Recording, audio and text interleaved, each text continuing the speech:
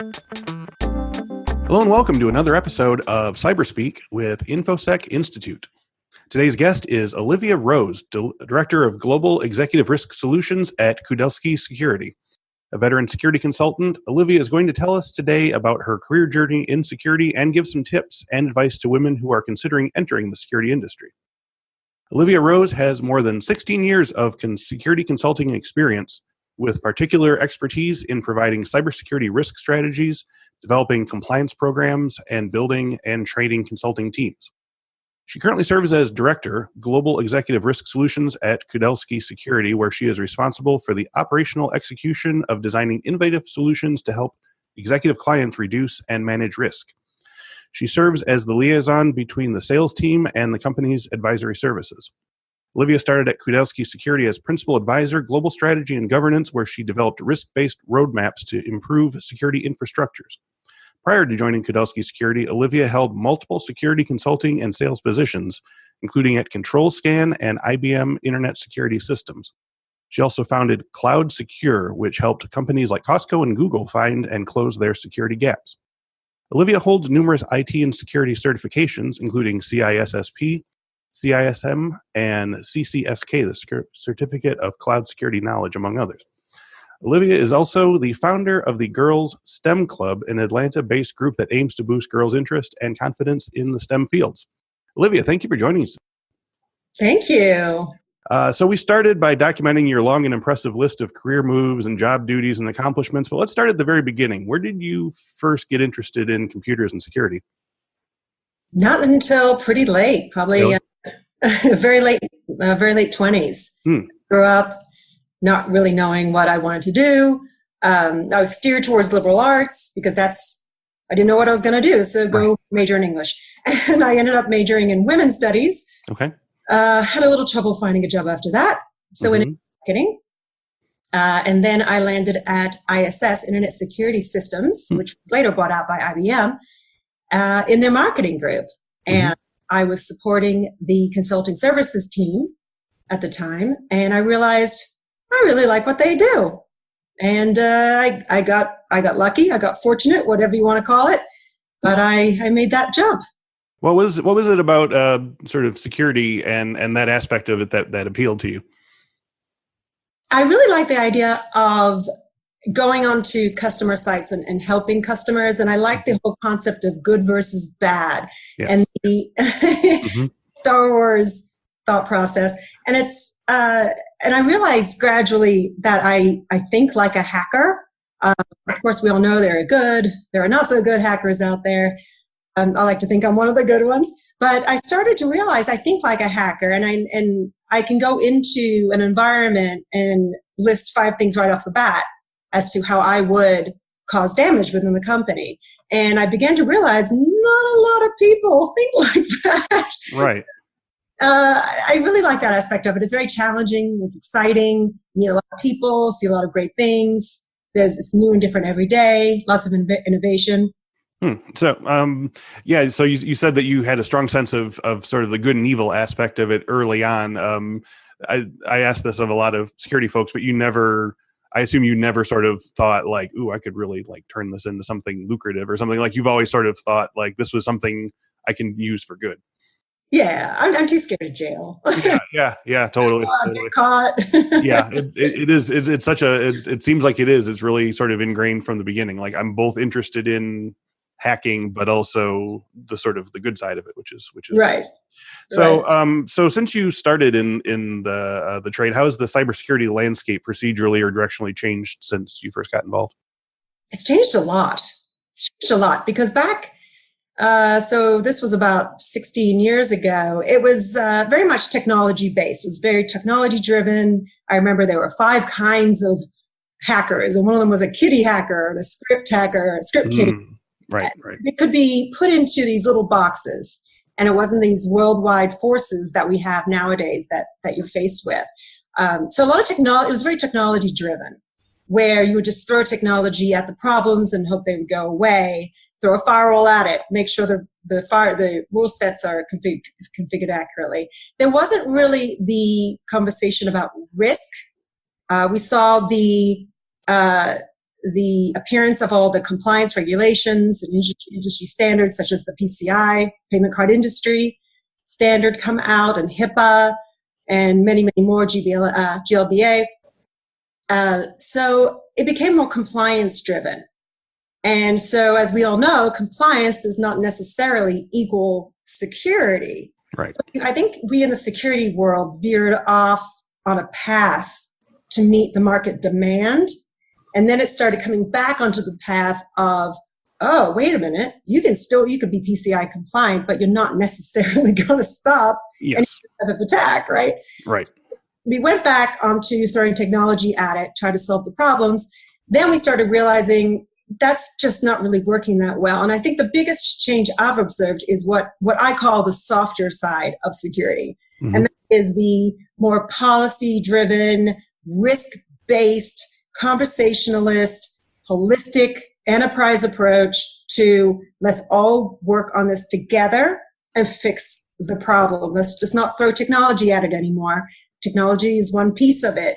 We all have to work together and solve it holistically. Well, to that end, I'm very curious. Could you walk me through your common everyday workday with Kudelski Security? What are some of the job duties that you perform every day to this end to help people sort of strengthen their, from a risk-based perspective? On a daily basis, I talk with prospects and customers and go on customer sites. I meet with several people within their organization, anywhere from the CISO, the board of director members, down to, I don't mean down to, but including the folks in the SOC, right? Or the folks, what I call the folks doing the hands-on work. And I get their feedback, their opinions about what could be working together. I look at innovative ways to improve their overall security level as well as their program, and thus reduce their overall level of risk. As well, and in addition to that, help them achieve those pesky regulatory standards that they need to comply with. So, and then part of my other side of my job is to help the salespeople present what is risk to a prospect. Sometimes a prospect doesn't know themselves, and we have a fantastic SaaS offering called Secure Blueprint that actually automates business justifications for security, your prioritizes your investitures, and it translates it for the board and other key stakeholders as to how well you're doing since the last time you were assessed. So that's in a roundabout way. That's what I do. Okay. So you sort of told us a little bit about what some of the solutions and services that Kudelski provides. Could you sort of walk me through, like, what are some of the more common issues that you see when you're sort of assessing someone's, risk posture and so forth? Like, what is something you said that, for instance, that people are, getting PCI compliant, but they're not necessarily strengthening the actual security. What's one of the more common problems that you've had to sort of talk people through? Really, the whole process of detection, visibility is another way of putting it. What is actually there and what's hidden on your network, your environment, your databases, third-party vendors, each one of those carries risk. So in the past, it's always been more about defending yourself. And what I'm seeing nowadays are a lot of companies focusing less on the discovery and the response and the recover part, and the identification of vulnerabilities and risk in your environment is key, because a hacker, an attacker, is going to get through. If they have multiple funds and multiple amounts of time, they're going to get through. They're going to get through those defenses you put up. The key is to identify when someone has managed to get through as quickly as possible, stop the bleeding, stop it from spreading, and kick them out as fast as possible. To do so, you really do need to have advanced threat intelligence in place, threat hunting capabilities, managed services in place, and full-time staff or a third party to manage it for you. And several companies, because there's a lot of cost involved there and effort, don't typically do so well in that area, in that entire area. So you feel like there's sort of a cost cutting is they're cutting costs in the wrong place? I wouldn't necessarily say cost cutting. I would just say not putting enough money aside for budget. Okay. And so whenever the discussion comes up and they say, we understand the importance of identification and recovery and response, then someone in management says, well, how much is that going to cost? And the number comes back and, either they say, well, let's take baby steps towards that goal or let's push it off till next year. Right. So it's not really cost cutting. It's really more, it's not seen as a common purchase quite yet. But I think that is going to change within a couple of years. Yeah.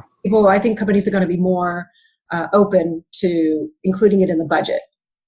Here's hoping. So tell me about security consulting as a career. We have sort of a career series here where we sort of walk people through like who are maybe much lower on the security or tech or IT totem pole and sort of walk them, up the steps, up the way here. So you've done this kind of work for several different organizations. What set of skills or experiences or professional recognition should our listeners be considering if they want to move towards security consultancy as a career?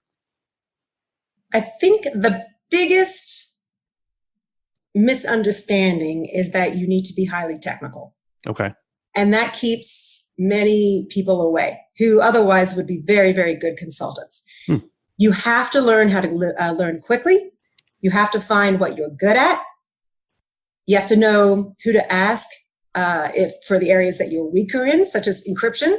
I'm not that strong in encryption, but I have 3 people I know I can ask who will help me. You have to know how to listen to people. I think a common mistake that several consultants make is that they come in and they expect to know the answers right off the bat. But every single customer is completely different, has completely different pressures, different players, different stakeholders than the previous company. And you have to just listen and then react. So it's a fantastic field to be in. Don't let the technology side of it scare you. Just find what you're good at. If it's policy, is it governance, risk, and compliance? Are they the technical fields? Focus in on that and become really, really, really good at it. And then couple that with listening and just being ready to learn. You literally are a sponge. Just sit there, listen, learn from some really smart people. Yes. And it's a fantastic field to be in. I just absolutely loved my consulting days. I still do it. Yeah. Oh, that's awesome. So it's a lot more collaborative than a lot of people realize. You're not sort of handing the sort of gospel down from the mountain or whatever. Yes. Right. Yeah. They do not need you to come in and beat your chest and have all the answers right away. They want to tell you what their issues are, and then you figure out how to fix them. Okay, so prior to Kudelski, you founded Cloud Secure, spelled with a Q, QLOUD Security, where you helped Costco, Google, and other mega corporations close their security gaps. What are some of the biggest challenges in dealing with security and risk issues with companies of that size? And what are some security measures that you implemented at this global level that are still applicable to smaller and locally focused companies and organizations? The primary issue that I see with those larger scale companies is that they tend to have people doing the same thing. Mm-hmm. Okay. Working on the same thing, but in different silos, and not collaborating and not even being aware that the other person is working on the same exact issue or initiative. And where I have always been strong at, as I learned over the years, is bringing people together so they collaborate and look at the problem holistically.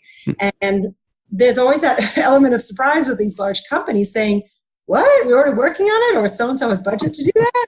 And you go, yes, you can work together. Yeah. You can maybe even save some money and make your boss happy. Exactly. That really is the biggest issues I see with large companies.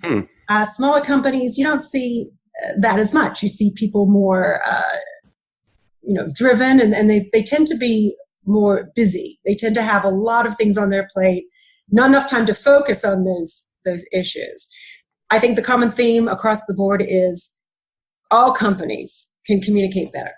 All companies can look at security as holistically and at an enterprise level. Look, you need to get out of your security group and you need to meet with representatives from different areas: finance, HR, sales, third-party vendor risk management, all these different areas. And you've got to collaborate, find out what's important to them, and how they can help you, and it becomes a much more successful initiative to improve your security and reduce your risk.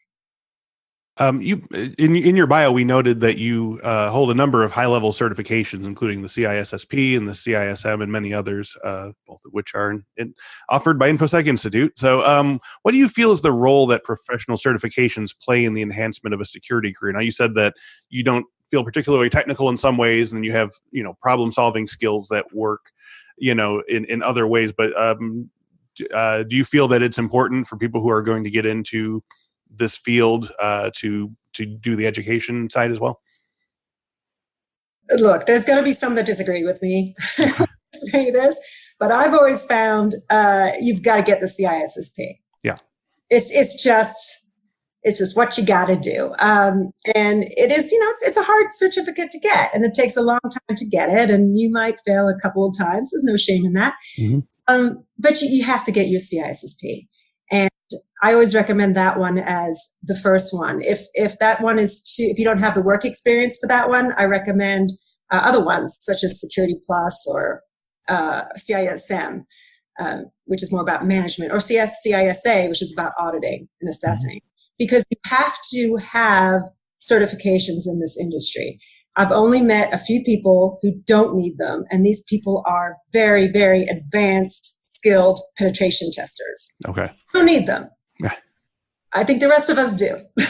Yeah. If you don't have them, I think the first question that comes out of somebody interviewing you is, when are you going to get your CISSP? Right. Yeah. And so do you think that there are any particular certifications beyond the sort of foundational CISSP that are going to be more important? Any sort of up and coming ones in 2019? The one that's been around for a little while is that CCSK, the cloud knowledge. Yeah. One that has to do with the cloud. Yep. Would be a very, very good one to get. Yeah. As you decide on your career path, if you want to go down the more technical side of security versus the more procedural side of security and management side, there's different certifications for both. The CISSP, you need to get that one regardless. But if you go towards the more management side, you got the CISM, you got the CISA, as I mentioned before, the auditing. Security Plus is just a good general basic one to get. If you're going down the more technical side, you've got the penetration testing ones, and also, of course, the network device ones from Cisco and so on. All good. None of them are bad. They're all good to have. It's just a matter of which path are you going down, and then find and get those certifications. Okay. So tell me a little more about the Girls STEM Club in Atlanta, which you founded. What does the club do to get girls more involved in science, technology, engineering, and math? Well, it's a really it's a great endeavor. It started as Girls Lego Club. Okay. Cool. 2.5 years ago, because one of my daughters she's 7 now, but at this age, they don't necessarily want to be in a room with boys. There's a different learning curve. Yeah. And I was looking around trying to find a Lego club for her, and it was all boys, and it was all older boys, and there was nothing that was geared towards girls. So I started it, and we got a really good following. For every month, it's a club that's just held. A local church donates a room, which is really, really nice. And kids from all over Atlanta come out, and we have a great time. That has now grown recently into Girls STEM Club, because the same girls started coming and they wanted to progress. Yes. And I think it's important that you make science, technology, and engineering, math, you make it fun. And not only fun, but you make it associative with other girls. You're not the only girl who likes science. You're not the only girl who likes robotics. There are other girls just like you out there, even though sometimes it doesn't feel like it. And I feel that way a lot in this industry. There are other women in security. Yeah. Oh, yeah. The ones I've spoken to have said similar things, and understandably, it's definitely a male slanted field at this point. But what would you say are some of the more common roadblocks that hinder girls and women from entering science and tech fields, other than, as you said, feeling sort of very alone within it? Are there certain sort of established, issues that need to be sort of dealt with? It's a difficult question, and I think a lot of people are trying to figure out the answer. Mm-hmm. My opinion is you have this, I think it's 90% male, 10% women approximately, give or take 10%. There are a lot of great women out there going to school for cybersecurity studies. I've met some of them, and they're absolutely fantastic, and they're driven. So I think the problem is slowly coming around where there are more women interested in the field. The issue, I believe, is that it's perceived as a very technical field, and it doesn't necessarily need to be a highly technical field. That's one issue. Another issue is that recruiters are looking at people who come out with certain degrees. And as in my case, I was a women's studies major, and I was in marketing, right. But I made a really great consultant. So it's not what you go to school for or what your experience has been. If you are a fast learner, if you have the drive, if you're willing to put in the hours and the time, the effort, and you have the initiative, hey, I'd rather hire somebody like that than somebody who's been in cybersecurity. But a lot of companies, their recruiters just look at the work experience or the school or the subject. And that, of course, is keeping some women out because some women aren't going into cybersecurity or engineering fields or so on. Mm-hmm. And especially with these sort of positions that are so problem-solving oriented, it seems like it would make more sense to find people with diverse backgrounds or, life experiences and so forth. If you're more likely to get a more robust, range of solutions, especially like you said, if you don't need to be, crunching the numbers every single moment, like you definitely are going to be better served by having different people, than the usual white dudes. Well, put it this way. I have a 6 and a 7-year-old. Mm-hmm. Ever since I became a mother, my understanding of risk dramatically skyrocketed. Sure, yeah. I live it every day. So, there's some traits that come in. You're right. You just live and learn. They're from your life experience. And we shouldn't close the door on those experiences. So what can we do to in the tech industry and security fields to make tech careers more accessible to women? Do you feel like that there are sort of industry-wide changes that could be made to make this more accessible? You said that you're seeing more women entering the field, but are there things that we can do to kind of speed that process? I think the issue is more around keeping them in the field. Okay. It's a difficult field to... I'm trying to put this diplomatically. It's a difficult field to do well in if you're female. You have to be extremely thick-skinned. Mm-hmm. You have to know your stuff. Yep. You may have to know your stuff more than the 5 other guys in the room. Mm-hmm. Mm-hmm. I've always had a long list of certifications on my business card because when I walk into a room, I am automatically viewed as less knowledgeable than the men I'm with, even though I may be more advanced, until I give them my business card, and then they look at the certifications and they see, oh, she knows or probably knows what she's talking about. Mm-hmm. You have to be on your toes. You have to constantly learn. You have to know what you're talking about. Again, going back to the thick skin, you have to have a very thick skin. You are in an industry that is dominated by men. It's as simple as that. Just like any other field out there that is very, very male heavy, you are going to run into several things that you would not get in a field that's more 50-50 or more female slanted. You're going to run into different issues there, but you are going to be treated differently. It tends to be not noticeable, but it tends to be more on the passive side. You are going to be in meetings where it's literally 10 guys around a table and you are looked at to, why don't you have the coffee? Mm-hmm. Mm-hmm. That happened to me, about a year ago. I'm like, I don't know. Why don't you guys have the coffee? Yeah, absolutely. You are seen as you're seen as not a normal part of the everyday workings of the function in the security world.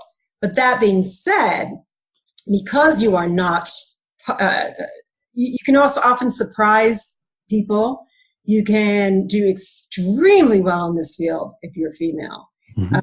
The hiring, of course, is fantastic. A lot of companies are looking for women to make it more even. It is a very male-driven industry, and you have to watch how you're perceived. These events such as RSA, I'm just picking one out of thin air.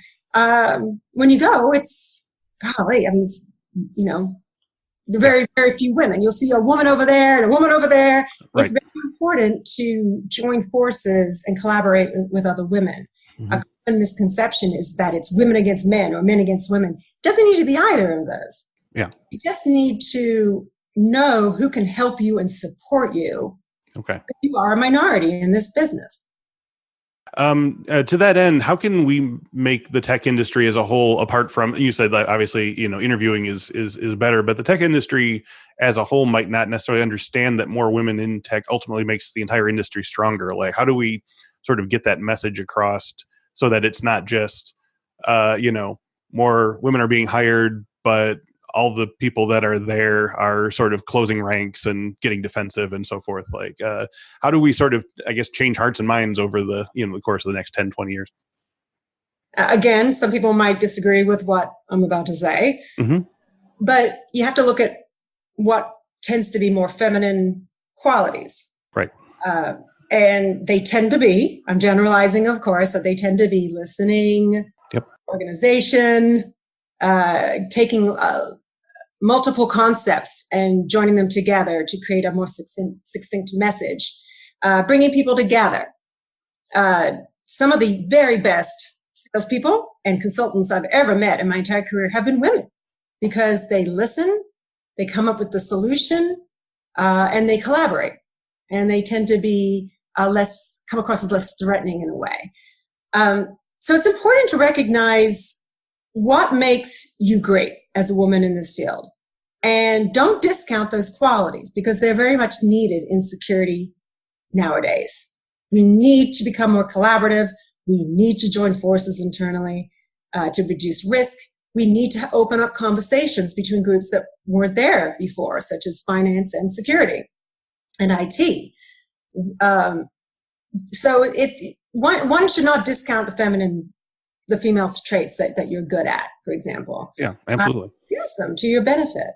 Mm-hmm. So where do you see security practices going in 2019 and in the years to come? What are some innovations and ideas you're looking forward to seeing, and some of the challenges to be addressed?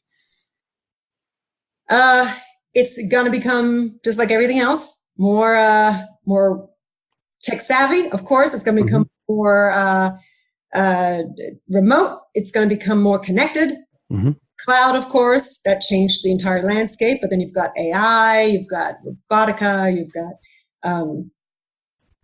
cryptocurrency. There's so many areas where security now has a hand in that it's just going to grow. And no matter how fast we are with figuring out a vulnerability in a blockchain, for example, the folks overseas in another country, they've probably thought of it first. And if they haven't, they're going to leverage it faster than we can protect it.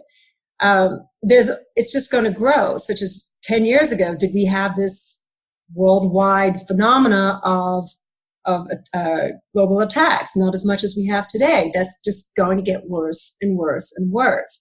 So we need more people in this field. As you were saying earlier, hiring more women will certainly help. We need all the people we can get. Yeah. We need smart people. Mm-hmm. We need people who are technology savvy, who can understand the cloud, but we also need people who will look at best practices and how to reduce risk in the cloud and partner up and work together. We're going to become more connected with this whole IoT innovation. It's exciting times for someone who likes to see things like that explode and the impact on the world in general. But it's also a very scary time. Now, as we wrap up here, if folks want to learn more about Girls STEM Club or Kudelski Security, where would they go online? Oh, Girls STEM Club is easy. It's girlsstemclub.com. Okay, perfect.